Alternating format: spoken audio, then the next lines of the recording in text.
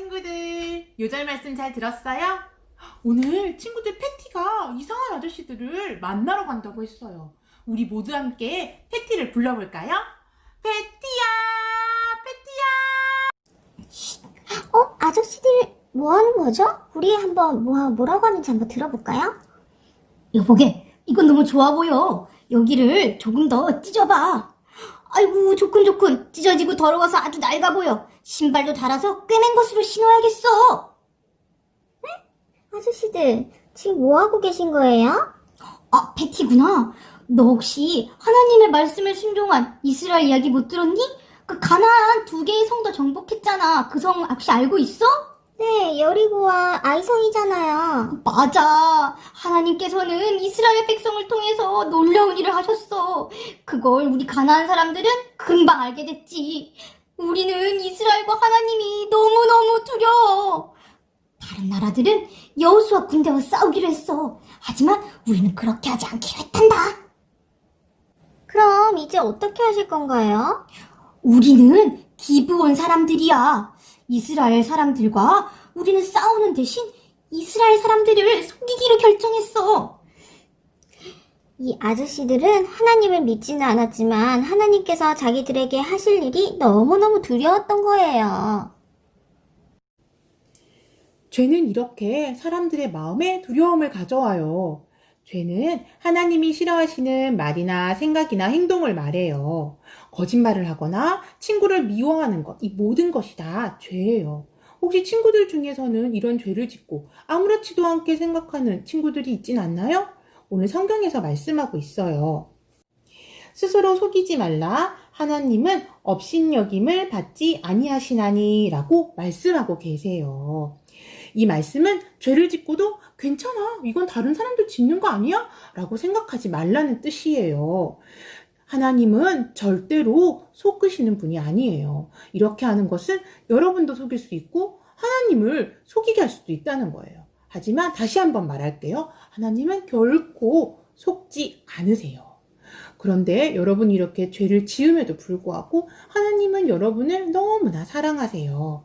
그래서 여러분이 죄에서 형벌을 받는 것을 용서해 주시기를 원하세요. 아들이신 예수님을 이 땅에 보내주셨어요. 성경은 말씀하고 계세요. 우리가 아직 죄인 되었을 때 그리스도께서 우리를 위해 죽으심으로 하나님께서 우리에 대한 자신의 사랑을 확증하셨느니라 라고 말씀하고 계세요. 하나님은 하나밖에 없는 아들인 예수님을 이 땅에 보내서 우리 대신 죽게 하셨어요. 그리고 그 예수님은 죽으시고 3일 만에 죄와 죽음에서 이기시고 부활하신 거예요. 어떤가요? 이 하나님의 사랑이 정말 놀랍지 않나요? 여러분, 하나님의 사랑은 죄로 인한 두려움을 없애주어요. 그런데 기본 사람들은 하나님이 하실 일과 자기들이 가지고 있는 죄 때문에 두려움에 빠졌어요. 그래서 이스라엘을 속이기로 결정했어요. 마치 멀리서 온 것처럼 다 헤어지고 더러워진 옷을 입었어요. 그리고 아주 낡고 다른 신발을 신었어요. 그리고 그들의 가정, 포도주 가죽 부대는 다 터졌어요. 뿐만 아니라 떡을 준비해 왔는데 그 떡은 아주 말라 비틀어져 있고 곰팡이까지 생긴 거였어요. 그들의 모습은 정말 피곤해 보였을 거예요. 아주 불쌍해 보였을 거예요. 저희는 아주 먼 곳에서 왔습니다. 당신들과 평화 조약을 맺고 사이좋게 지내기 위해 여기까지 왔습니다. 당신들은 이 근처 가나안에 사는 것 같은데 우리는 당신들과 조약을 맺을 수 없습니다. 그래요. 하나님은 가나안 사람들의 죄 때문에 그들과 어떤 조약, 언약, 약속을 하지 말라고 하셨어요. 뿐만 아니라 그들을 불쌍히 여기지 말고 모두 없애라고 하셨거든요. 우리는 당신의 종이 되고 싶습니다. 우리는 여기까지 멀리서 왔는데 제발 우리를 종으로 삼아 주십시오. 당신들은 누구이며 어디에서 왔어? 우리는 하나님이 하신 일을 듣고 아주 먼 곳에서 여기까지 왔습니다. 요단 동쪽에 있는 아모리의 2 왕에게 한 일을 우리가 다 들었어요. 그래서 우리의 장로들과 주민들이 당신들과 가서 조약을 맺고 오라고 이렇게 우리를 보냈습니다. 그러니 우리와 평화조약을 맺어주십시오. 맞아요, 맞아요. 이것을 좀 보세요. 우리가 출발할 때만 해도 이 빵들은 아주 따뜻했어요. 그런데 먼 길을 오느라서 이렇게 빵이 말랐고 곰팡이까지 생겼어요. 이렇게 봐요. 이거 가죽 부대. 여기 있는 가죽 부대도 다 터지고요. 옷도 신발도 다 헤어졌어요. 오랫동안 우리는 여행을 해서 너무너무 피곤해요. 이 사람들은 이스라엘 사람들을 속였어요. 기브온 사람들의 말이 거짓말이었기 때문에 이스라엘 사람들은 그것을 잘 분별하여야 하겠지요. 그런데 여호수아가 지도자들은 어떻게 했을까요? 그들은 하나님께 기도해야만 했어요. 그런데 웬일인지 여호수아와 이스라엘 장로들은 그렇게 하지 않았어요. 하나님께 묻지 않았던 거예요. 글쎄, 기브온 사람들이 가져온 포도주와 떡을 받기까지 했어요. 그들은 올바른 결정을 내리게 해달라고 하나님의 도움을 구해야만 했던 거예요. 여러분이 예수님을 믿는 하나님의 자녀라면 올바른 결정을 내리기 위해 하나님의 지혜를 구해야만 해요. 여러분, 혹시 어떨 때 지혜가 필요한가요? 우리 라이언은 어떨 때 지혜가 필요해요? 친구와 사이좋게 지내고 싶은데 어떻게 해야 할지 몰라서 지혜가 필요해요. 그렇구나. 우리 패티는 어떨 때 지혜가 필요한가요? 공부를 잘하고 싶은데 난 머리가 나쁜 것 같아요. 아이고, 그렇구나. 또 우리는 앞으로 어떤 일을 해야 될지 궁금하고 그리고 그때 지혜가 필요하기도 해요. 여러분, 이러한 상황에서 여러분들은 하나님의 지혜를 구하고 있나요? 어쩌면 여러분의 문제가 하나님께 물어볼 정도로 그렇게 중요하지 않게 느낄 수도 있어요. 그래서 우리 마음대로 결정하거나 아니면 내가 좋아하는 사람에게 물어서 그 상황을 선택하기도 해요. 하지만 여러분이 예수님을 믿는 하나님의 자녀라면 다 함께 읽어볼까요? 올바른 결정을 내리기 위해 하나님의 지혜를 구하세요. 성경에서는 말씀하고 있어요. 하나님의 어리석음이 사람보다 지혜롭고, 이 말씀의 뜻은 하나님이 어리석다는 뜻이 아니에요. 이것은 세상에서 가장 지혜로운 사람도 하나님의 지혜보다 못하다라는 뜻이에요. 여러분의 모든 문제에 관심을 갖고 계신 하나님은 세상에서 가장 지혜로우신 분이에요. 패티, 라이언, 어때? 이제 스스로 결정하지 말고 하나님께 지혜를 구해보겠나요? 안타깝게도 이스라엘의 장로들과 여호수아는 하나님의 지혜를 구하지 않았어요. 여호수아, 지난번에 왔던 그 사람들, 그 먼 곳에서 온 사람들은 어떻게 할 건가요? 아, 그러게요. 아무리 생각해도 거짓말 같진 않아. 평화조약을 맺는 게 어떤가요? 아, 그 사람들을 그냥 받아들일까요? 그러니까 내심 우리를 인정하기도 하고 기분이 좋았단 말이지. 그럼 평화조약을 맺읍시다. 그래요, 그럽시다. 안타깝게도 그들과 결국 평화조약을 맺게 되었어요. 그리고 3일이 지난 후였어요. 기브온 사람들이 가나안 땅에 가까이 사는 사람들이란 것을 이스라엘 사람들이 알게 되었어요. 여호수아 들었어요? 그 사람들 바로 옆에 사는 사람들이었어. 멀리서 온 게 아니었다고. 우리에게 거짓말을 했다고요. 뭐라고요? 이것을 알게 된 이스라엘 백성들은 너무너무 화가 났어요. 여호수아 어떻게 된 거예요? 그 사람들이 거짓말한 것도 몰랐어요. 진짜 우리도 힘들어 죽겠는데 이게 뭔 일인가요? 하나님의 이름으로 맺은 조약을 바꾸거나 뺄 수는 없었어요. 그래서 기브온 사람들과 싸울 수도 없고요. 그들이 어려울 때 도와줘야만 했던 거예요. 아유, 진짜 지도자들 나와요, 지도자들. 아니 우리가 이렇게 힘들어 죽겠는데 그 사람들까지 우리가 책임져야 된단 말이에요. 그 거짓말하는 것도 몰랐어요. 답답해 죽겠네 진짜. 어쩔 수 없이 그들과 조약을 맺었지만 이제 그 사람들을 하나님의 집을 위해서 일하는 사람으로 삼겠습니다. 그들은 우리를 위해서 나무를 패고 물을 길러오게 될 것입니다. 너희는 어찌하여 우리를 속였느냐? 너희는 우리를 속였기 때문에 앞으로 저주를 받게 될 것이다. 너희는 우리의 영원한 종이 될 것이다. 그래서 하나님의 집에서 우리를 위하여 나무를 베고 물을 기르며 우리를 위해 살게 될 것이다. 죄송해요. 저희가 목숨을 잃을까봐 무서웠어요. 하나님이 너무너무 무서워서 그랬어요. 우리를 마음대로 하실 수 있으니 하라는 대로 하겠습니다.